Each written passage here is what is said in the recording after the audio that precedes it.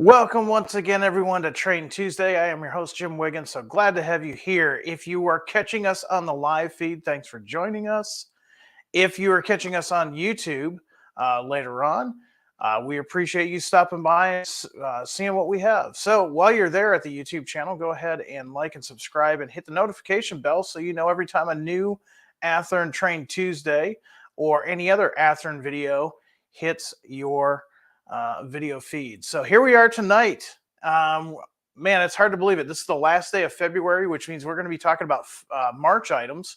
And before we get started, let's see who is joining us here on the live feed. I see Frederick, Derek, BN Green 1970, JD Boyd, Jerry, Jason, Anthony, Annette, MTG Squad, Randall, Joel, David, Jackson, Cody, Brian, John, Robert, DG Model Works is in the house, Sid, Jeffrey, Anthony, Robert, Eric, Greg, just to name a few. So once again, thank you for joining us here tonight. We're going to be talking Genesis, and we're going to be talking about SD60Ms and an all brand new model. Yes, we're going to be talking 60-foot box cars. This is an all new model. We're going to be talking about that pretty much in depth tonight. So we've got a lot of ground to cover, a lot of information to get to you. So let's do one more round of shout outs, and then let's just dive into all this model train goodness. I see Joseph, Tim, Peter, Bradley, Matthew, Remstar Railroading, Chassis Railfan 4802, Jason, John, Robert, Harold, Mark, and man, plenty more. So we've got about 123 of you signed on right now. So very happy that you could make it here today with us. Let's go ahead and get started. We're going to start the night talking about the Genesis SD60M. So let's go ahead and get started with that. Now,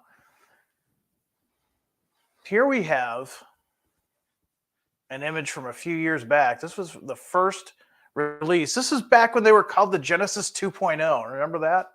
Well, that was before the rebranding. Now they are just standard Genesis, but they're still going to have those lighting features, and we'll talk about that here in a moment. Now, this is from the first release when they had all of those cool lighting features and details. This is the Conrail 5568, of course. And let's zoom in on this. If you're not familiar with this locomotive, this is just an absolutely beautifully detailed model. As you can see here, everything is prototype specific. So whatever Conrail had on their SD60M's 5568 model here had the same thing. So we're kind of zooming in on the cab. You can see the detailed trucks, the rotating bearing caps. We'll zoom down here a little bit so you can see some more of it. And then I've got another image of the same model, but from a different angle. And here you can see specific, this is part of Genesis, specific items just for the Conrail. Those red marker lights that were so common on Conrail locomotives at the time. So a lot of attention to detail, a lot of prototype specific things, a lot of road number specific things, because this is Genesis.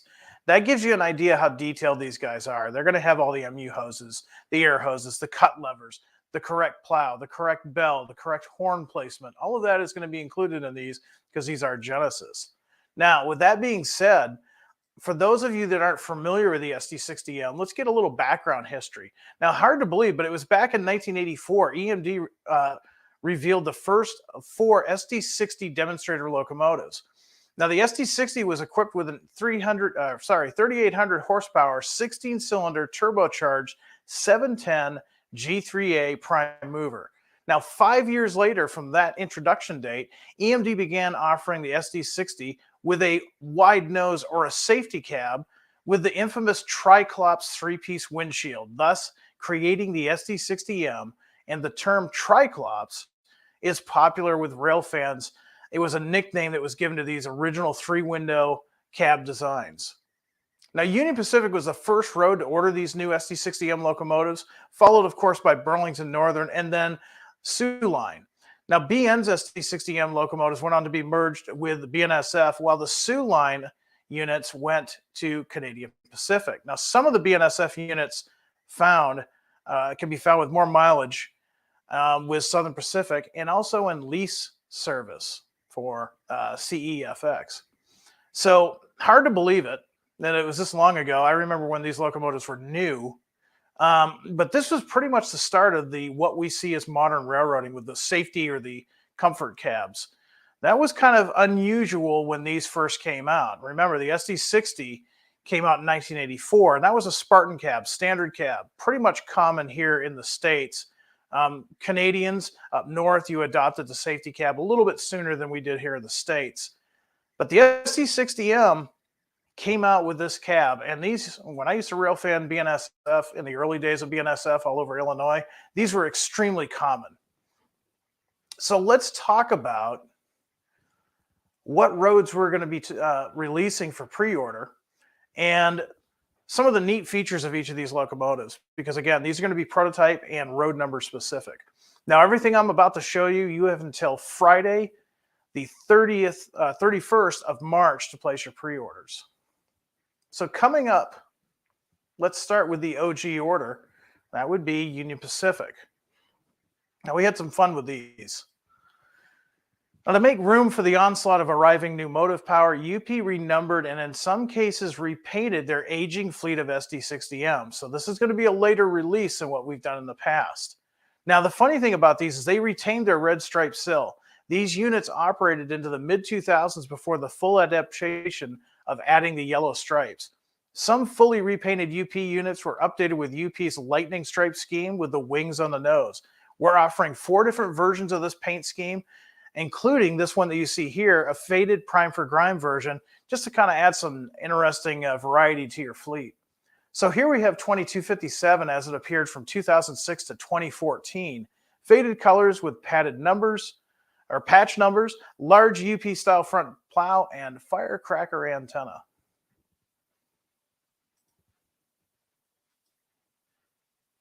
Now, as I'm talking about these, keep in mind there's going to be some subtle differences even in the paint.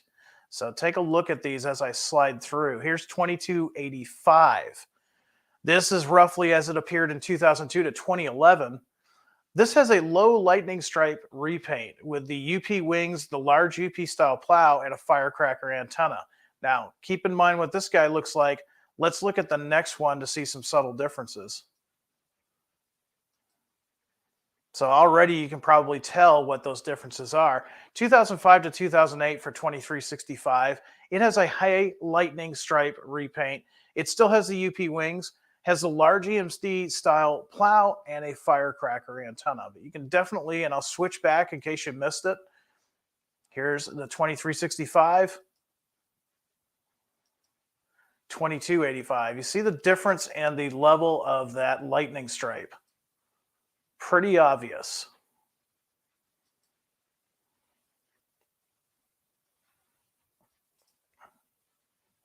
So coming up next is 2367.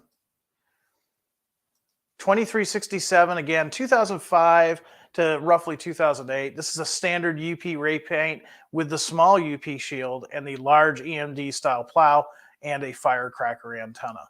So you UP guys that are modeling, mid 2000s, these are going to be perfect for you, especially that 2257 with the faded paint. That's going to be really cool. Coming up next, yes, I have the polarizing legendary liveries. But this again, now remember, when we do legendary liveries, they're not just fake. They are sometimes plausible, which means they almost existed for one reason or another.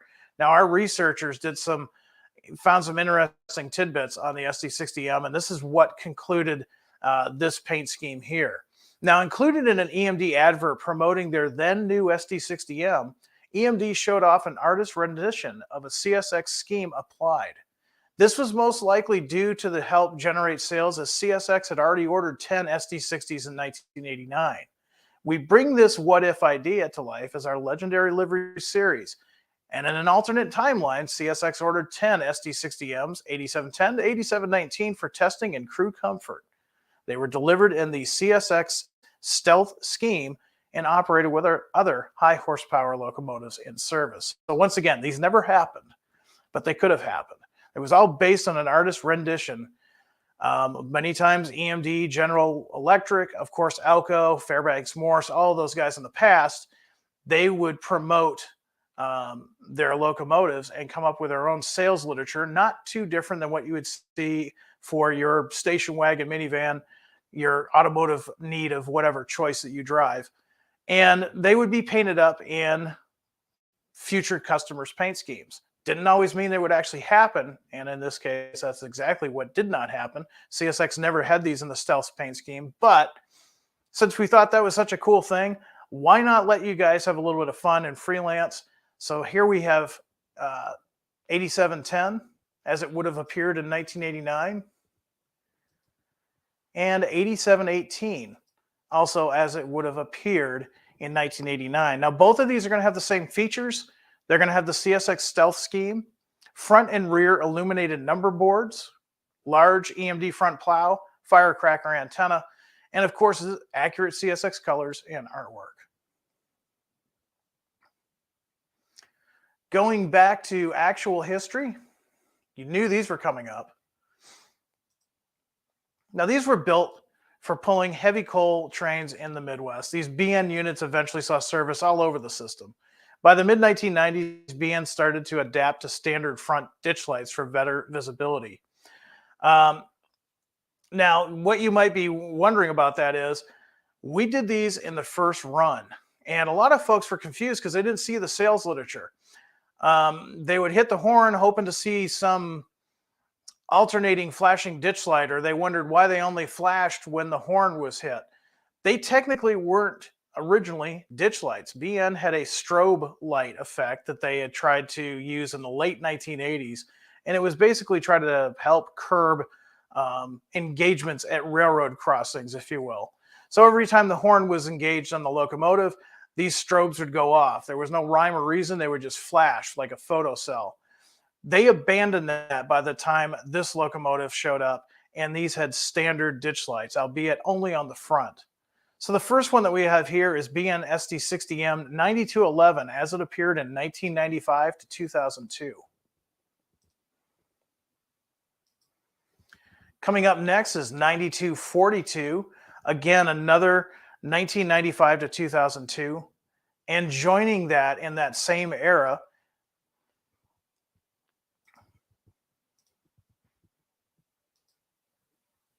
got ahead of myself here, 9227. So we're offering 3 different road numbers. And as far as features, you're looking at forward standard ditch lights, illuminated front and rear number boards, white anti-climbers, and a small EMD front plow.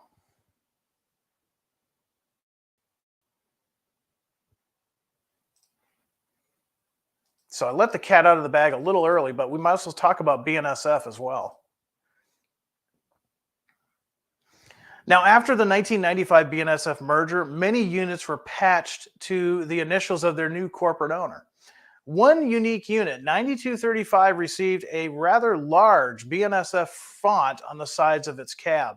Now, supposedly, rumor around the shop was they used stencils for covering hoppers. It seems that it was the easiest thing to do to get the unit back on the road in a timely manner. And let's think about it. I mean, the paint on the Cascade green paint on these probably wasn't in too bad a shape by the time the BNSF had become its own corporate identity. And shops, knowing that it's more important to get these active running locomotives out on the high line and earn money than to get a new paint job, this is what they did. This unit would actually hold this for quite a few years. In fact, up until about 2007, it had this unique patch job. So this would be appropriate for you guys modeling the Burlington Northern Santa Fe from about 2002 to 2007. Now, like its BN brethren that we just talked about, these are going to have forward standard ditch lights, illuminated front and rear number boards, black anti-climbers, and small EMD front plow.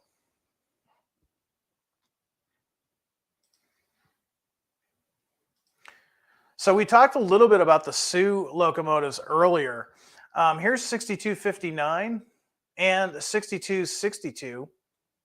A little bit of background on these. By the 2000s, the 5 Sioux SD60M slowly started to receive full CP repaints. They retained their rear number boards, but also gained rear ditch lights. Being a rarity, they have become a CP railfan favorite to catch and photograph. So 6259 is a 2013 era former Sioux Line 6059 with a large front plow, firecracker antenna, and high nose door window. Likewise, SD60M 6262 that you see here, this would be 2014 on up. It too is a former Sioux Line unit of 6062. It has a large front plow, firecracker antenna, low nose door window, and roof beacon, which will work if you buy the DCC version.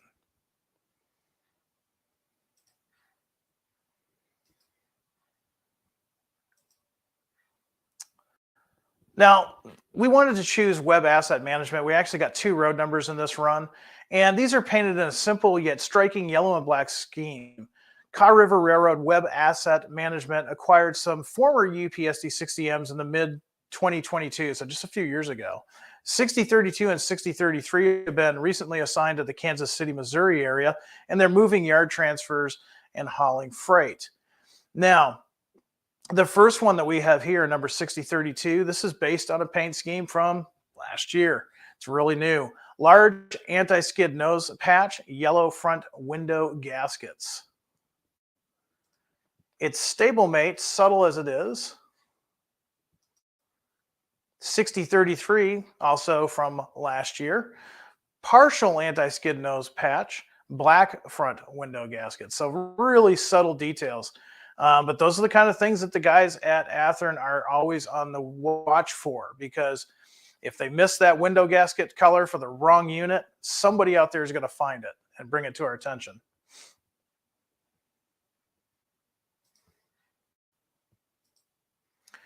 A lot of guys really loving this paint scheme. Every time we come out with this paint scheme, you guys love it. This is the Buffalo and Pittsburgh. Now, operating between Buffalo, New York, and Edendale, Pennsylvania, and for everybody in that town in Pennsylvania, if I didn't say it right, you can hit me with a tomato later.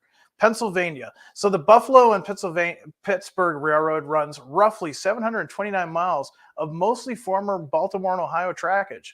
It is a Class 2 railroad that is owned by the large Genesee and Wyoming Corporation. In recent years, and as a Class 1 railroad disposed of an older motive power, many smaller roads like this are able to pick up these larger powers at a decent price. Now, BPRR's lone SD60M, that's why we only got one, Tri-clops operates with the mix of other large motive power moving freight trains all over the system. This is the only one that they have, which is really cool. So it really makes this a unique locomotive. Now, this is a former Burlington Northern locomotive. It was road number 9201. It's going to have illuminated front and rear number boards, front deck mounted ditch lights, PTC antenna array. I know that's important for you modern guys, and a small EMD plow.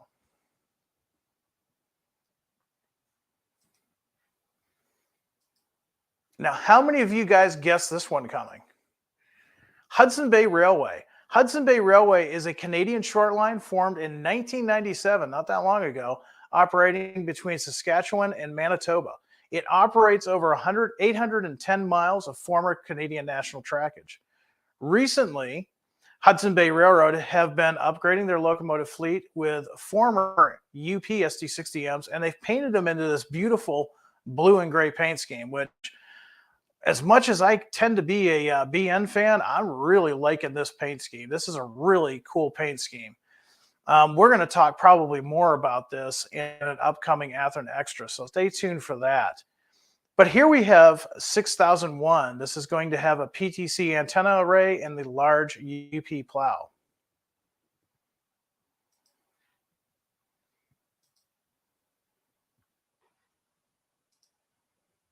$6,007 is likewise going to have a firecracker antenna and a large EMD plow. Now, both units, both 6001 and 6007, they're former UP units. They're going to have illuminated front number boards. The rear number boards, not there on this particular locomotive. front ditch lights, and the late notched nose. That was something that UP did to their cabs. It was pretty much exclusively a UP thing. And you're going to see that on these Hudson Bay Railway locomotives. Now, across the board, if you were to get these standard DC, which you can, whether you like to run standard DC or you want to add the decoder of your choice, these are going to MSRP for $269.99. If you opt for the Soundtrack Tsunami 2, they are $369.99 with sound. Again, contact your dealer. That is MSRP prices and not necessarily the price that you will pay. All right, so with that, I'm going to see if there's any questions on the SD60Ms before we segue into the next cool item.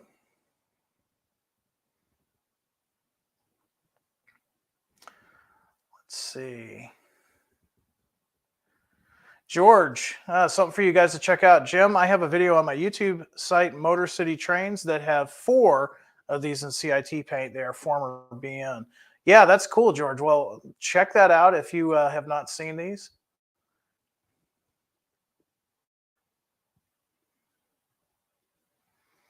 Let's see what else we've got.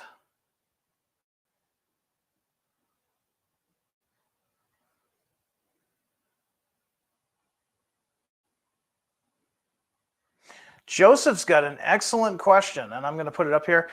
Joseph asks, how does Athearn justify the cost to model short line railroads? Are there really a lot of modelers purchasing these lines? The short answer to that is yes, there is. Excellent question. I'll go a little bit deeper here for you. We know that there are guys that model the class 1s. And for some of these, I wouldn't say this is an extremely old locomotive, but let's face it, it is getting up there in age. SD60Ms came out just in the beginning of the 1990s, so 89, 90. Not exactly a spring chicken. And a lot of short lines, like we've just discussed, end up getting these bigger locomotives. Now, there's a whole segment, a whole community of guys that like to model modern railroading, but they don't have the space to model a big chunk of a class 1 railroad. And that's where these short lines are so popular. It's easy for myself with a small layout like that I've got to model a modern railroad, but is using modern power like this. So yeah, the short answer is it's extremely attractive for a lot of modelers. And also we've learned that there's a segment of modelers that just like to collect short lines. Anytime we do a short regional line, they get really popular. So that being said, if you really like some of the short lines that we've picked in this month, you're going to want to go ahead and pre-order those before Friday the 31st because they do tend to go quickly.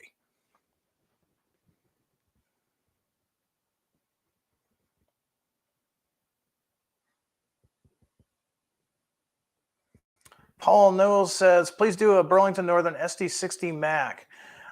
It's a little bit more easier said than done. There is some big differences there.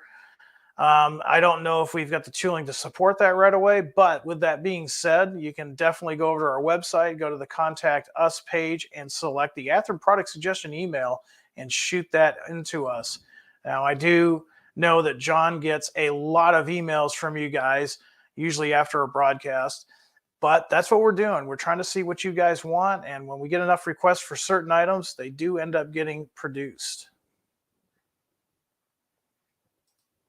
Ronald wants to know, have you solved the truck problem on the SD60Ms? Yes, all the way back from the second release. That was the first iteration of the SD60Ms. We sent a repair kit out there. That has since been resolved. Also, on that note, the QC process has been changed as well. There's a 3-part QC process that we use at Athearn now that we try to find any issues like that so that doesn't happen again. Does that mean we're perfect? There is no such thing as a perfect company. We do our best to make sure that when you receive your item, it's in the condition that you expect. If you ever get to a point, though, where you find something is not just quite right, look at the warranty information with your Athearn equipment, and there is a contact email. Shoot us an email, and we will take care of you. But to answer your question, that has all been changed. That's all been fixed, and that is behind us.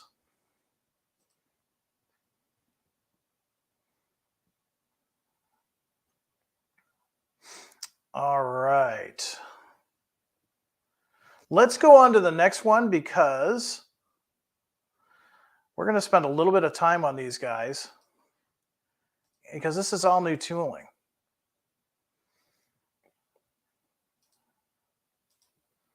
Now, this is still part of the Genesis line, and I know a lot of you guys were waiting for these. Now, I did see a comment earlier before the live. Somebody was commenting about how these were used by the Santa Fe for Philip Morris. Honestly, I had not heard that. Apparently, there is some discussion on one of the forums about the original origins of these cars.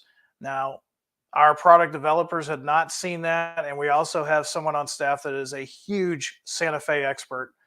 He has not said anything to bring that to our attention. However, that being said, if our developers find some information that we need to update, we will certainly update that. But let me give you what we have on these. I'm going to go a little bit into the background on these. In 1974 and 1975, Santa Fe built a series of 60-foot high-cube boxcars in its Topeka shops. The cars were placed in the number series 600, 500 to 600 and 599 and featured single 10-foot sliding doors. In 1985, much of the Santa Fe 600500 to 600599 roster was purchased by the Grand Trunk Western, and it was sent to QSR, or General Electric Rail Services, in Texarkana to be rebuilt for engine service on the Grand Trunk system. Interestingly, these cars were never stenciled with a return designation like other Grand Trunk engine and auto parts boxcars were. Most were returned to Flint. These cars normally roamed the entire system into Canada on the CN. Now, we'll get a little bit further into these, probably on an Athearn Extra, but that's a little bit of the background of these. And there's actually quite a few dates on here that we're going to be showcasing. So the first one that we have here, this is Grand Trunk Western. This is representative of a Grand Trunk Western 7,153 cubic foot, 1985 era. Now, one of the things I want to say here, the photo shown here is to depict the car in service. The SKUs that we've picked will depict this car as rebuilt, which means this will have fresh paint. This is as it was years later. By the way, this photo is by Dave Graham. Now, we're offering this particular car in this fresh rebuild and fresh paint in the 1985 era. We're offering that in 4 different singles as well as a 2-pack.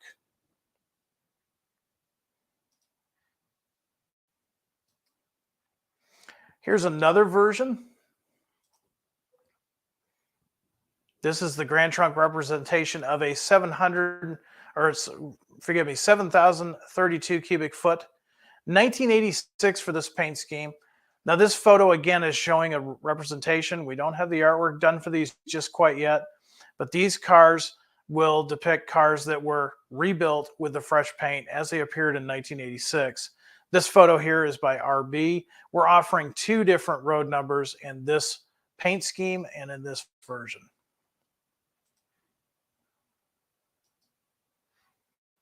Staying with the Grand Trunk, and I know a lot of Grand Trunk guys are really happy about these.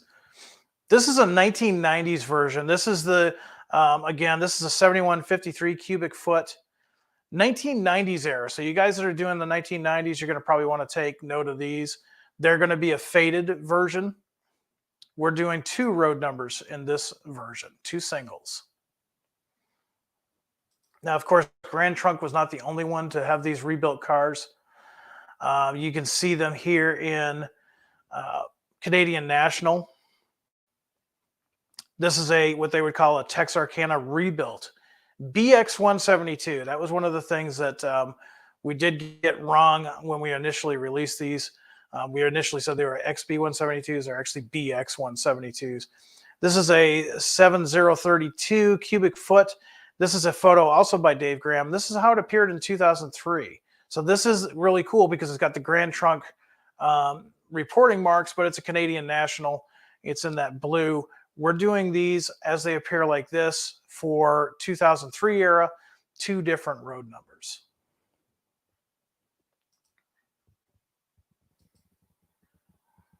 This one's really cool. We're only doing one of these. This is a Canadian National. This, again, is a Texarkana Rebuilt.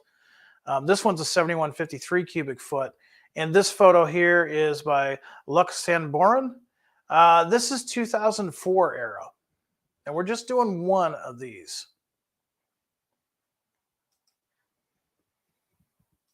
Going back to the car's roots here, this is really cool. This is Santa Fe Bx-172. Now, this paint scheme here would have been 1974 to about 1985. Now, this car here we're doing as 2 singles as well as a 2-pack. Now, let me go through some of the features of these cars, because like I said, this is brand new tooling, ground up. We've never offered these before. They're going to have newly tooled Genesis Buckeye steel casting S2C trucks, and they're going to have the correct ride height. A lot of times these high box cars, for whatever reason, the way the physics go or whatever, they look like they ride too high. Well, our product developers have assured us that these will have the correct ride height, so they're going to look just right. They're also going to have the correct X-panel roof. They're going to have a complete underframe, complete underbody brake gear, detailed keystone cushion underframe and draft gear, separate ladders, brake wheel, coupler cut levers, train airlines, and crossover platforms. They're going to have highly detailed single 10-foot sliding doors or the dual 8-foot plug doors with separate door rods and handles. That's going to look really nice. Highly detailed artwork, including all the door operating instructions, end data, and truss data as appropriate, again, depending on the prototype. Now, believe it or not, these monsters will navigate a minimum radius of 18 inches. However, they do look better on a 22-inch radius. Prime for grime on these guys, like the faded Grand Trunk ones that I showed you earlier, they're going to retail for $64.99. Regular, as delivered, fresh from the factory look are going to be $59.99. And the 2-packs that we're offering, they're going to go for $109.99 for the 2-pack. Again, contact your dealer for your price. That is full MSRP pricing that I'm giving you. So there you have it. A lot to talk about in Genesis tonight. A lot of good stuff coming out. And that's not only the only new release that we have. We're going to be talking about new releases throughout March. So at this time, I've got a little bit of time. I can answer your questions that you may have. And then I'm going to let you guys get back to the layout, get back to the workshop, and do some modeling. Jay Good says, Jim, can we get to see some photos of the test shots when they arrive? I'd like to see the detail of this new boxcar. Absolutely. We try to do that with all of our new projects. Throughout the process, the product developers will get test samples, test shots. Sometimes we take them on the road. We did that with the Surfliners, the California cars. We've done that with the N-scale 13K tank car. So definitely, yeah, we'll show those out there. We'll put those out on social media. And if applicable, we'll probably take them to a train show with us too.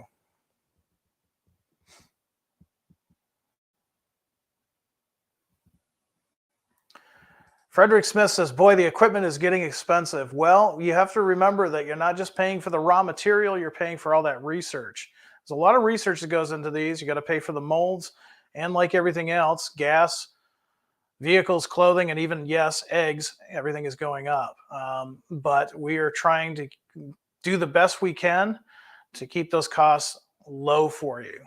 Keep in mind, too, this is a Genesis full detailed model. So we do offer Athearn at a slightly reduced cost, and we've also got Roundhouse at the beginning of the economy. Sid's weekly question. No, they are not in production just yet. I do not have an ETA for you.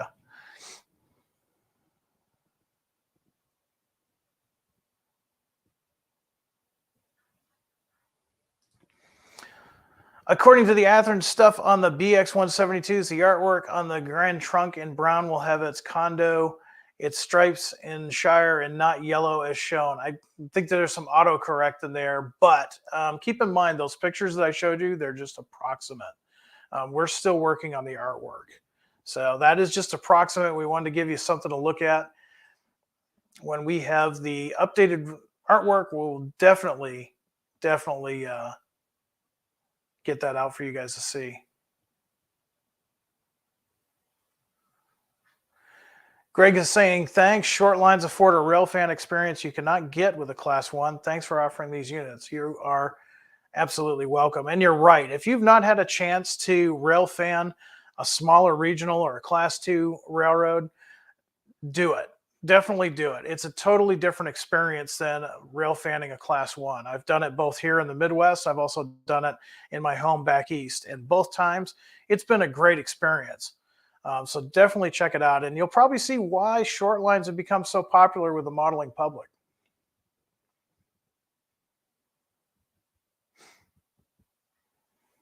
Eugene says, keep the cost down, Jim. I have nothing to do with that, unfortunately. I just show you what the guys are working on.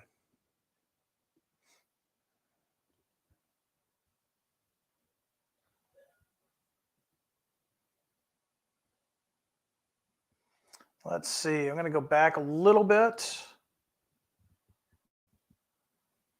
See if there's any questions I missed while we were talking about those.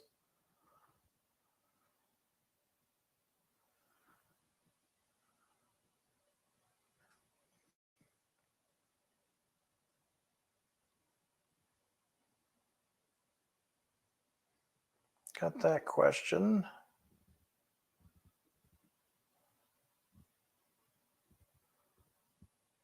A lot of guys excited about the Grand Trunk. I kind of figured that would be.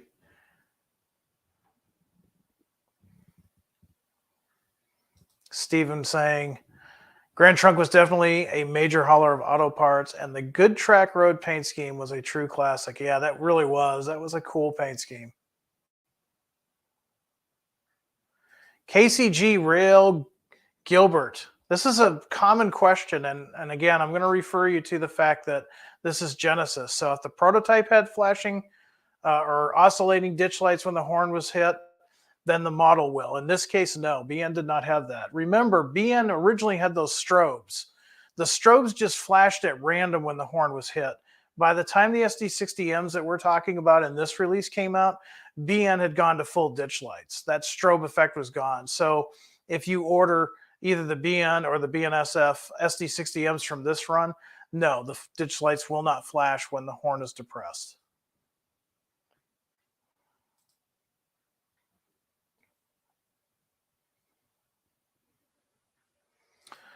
Updates on the California cars and the Surfliners. We're looking at the beginning of the fourth quarter. We've talked about it a few times on what the delays were. Of course, there was a chip shortage. We're also making sure that we've got everything covered. This is probably one of the most ambitious projects as far as passenger cars that Athearn's ever done. And it's pretty much been a all crew on board project. Not just one person's been working on this, multiple product developers have been working on this. Rest assured, though, we're going to see them probably towards the end of this year.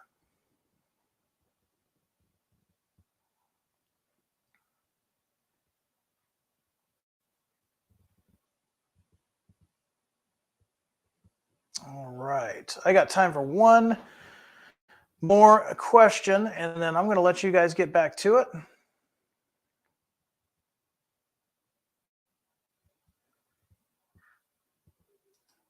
Kind of the same question. Any updates on the P42s? Probably later summer, early fall.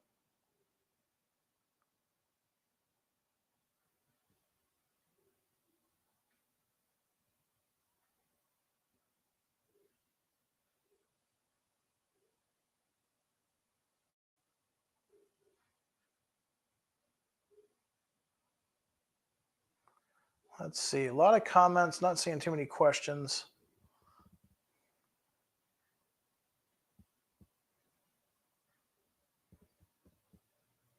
All right. So looks like most of you guys are just asking when stuff's going to come out. You can go to our website. We do have a pretty good handle on the ETA. That does get updated as we get more information. Apologize for the delays that we've had. Like I said, we had some chip shortages last year that affected us. And we're still seeing some shipping issues too, believe it or not. but we are hoping that that starts to come back to some type of normalcy as we move forward. Um, updates on the new Canadian Tire containers. Well, we just announced them. So you have until Friday, the 31st to pre-order those. Those should be, once you get those pre-ordered, you're probably looking at about anywhere between 12 to 14 months before they're available for pickup. Nothing in N scale tonight, Charles. I'm sorry. Last month, you had a pretty good month of N scale. We had pretty much everything HO and N last month. All right. Well, I want to thank you all for joining me here tonight on Train Tuesday. Keep a watch for our social media feed. Keep track of what's going on at Athearn. We're on, believe it or not, we're on all of the social media platforms now, not just YouTube and not just Facebook, but we also have Twitter, we have Instagram, and of course we have TikTok. So check us out on any of those, whatever your preferred method is. Until I see you next time, I want everybody out there to be happy, be healthy, do some good modeling, and above all, high greens. Good night, everyone.